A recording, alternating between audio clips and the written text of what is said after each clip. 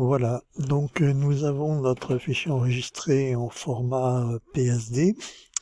Alors il y a une manip à faire qui va consister à enregistrer, je vous ai dit de l'enregistrer en format PSD pour conserver les calques, mais maintenant je vais vous demander de l'enregistrer dans un format JPEG. Voilà, parce que vous allez comprendre pourquoi on a un intérêt à avoir maintenant une version JPEG, c'est-à-dire une version compressée, comprimée, avec écrasement de tous les calques pour la suite du travail. Donc je l'enregistre. Voilà. OK. Et maintenant, je vais faire quelque chose. Je vais... Voilà, alors j'en étais avec mon Angelico.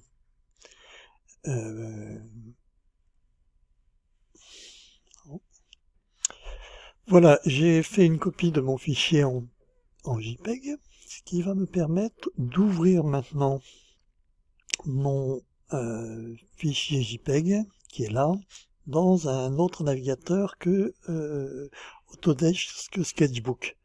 Donc je l'ouvre, voilà, et je vais le réduire pour l'avoir comme une référence à côté de mon travail. Voilà. Donc vous voyez, là, il est au maximum de sa résolution. Il est là. Hein, ça, c'est le navigateur de Google qui s'appelle Photo. Et ici, on a toujours Autodesk Sketchbook.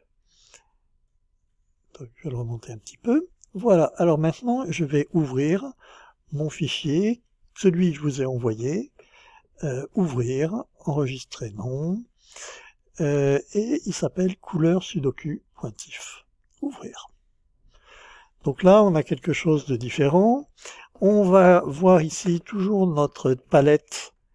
Et voilà, c'est pour ça que on va utiliser le pot de peinture pour, voilà, pot de peinture, couleur, non. Voilà. Je vais déplacer. Je reprends ma pipette. Je vais aller chercher ma première couleur. Et je remplis ici donc gris, hein, voilà, je vais, non, c'est pas là, c'est lui, voilà, ici, hop, je remplis, je vais prendre ma deuxième couleur, troisième couleur,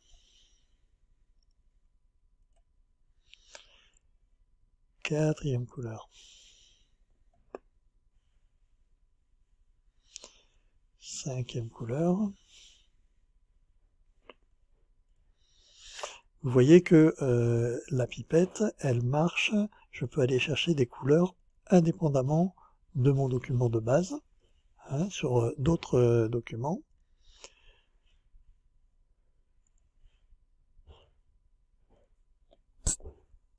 Voilà. Et j'ai mes 9 couleurs. Maintenant, je peux remettre ça en grand.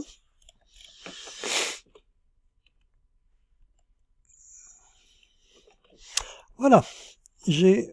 Alors maintenant, la petite énigme va s'éclaircir, puisque, voilà, on va voir que, finalement, j'ai une grille de Sudoku, et que mes 9 couleurs, mes 9 numéros vont correspondre à 9 couleurs. Donc maintenant, il me suffit plus, je n'ai plus qu'à, sur ma grille, je n'ai plus qu'à remplir, hein, le 1, eh bien, toutes les cases 1 vont être de cette couleur, toutes les cases 2. Il y a juste un petit problème, c'est que le Sudoku n'est pas terminé. Donc vous avez deux solutions, soit vous le remplissez par vous-même, sinon vous trouvez la solution, parce que si vous regardez bien les numéros, eh bien ils sont fantomatiquement présents, il va falloir trouver comment les faire apparaître.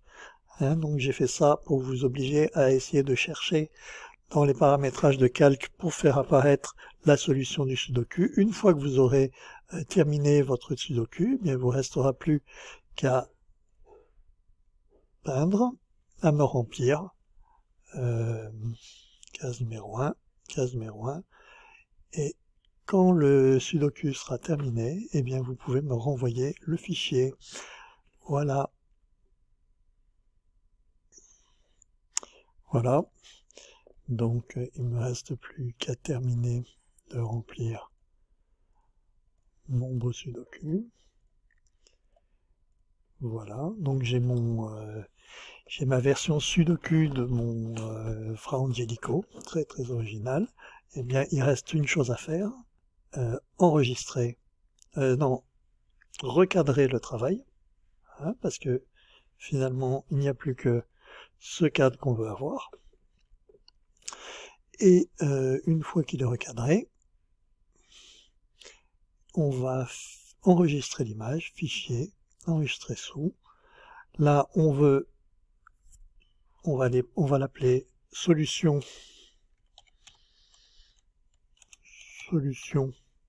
couleur sudoku en JPEG. C'est enregistré et on peut l'envoyer sur Classroom. Voilà.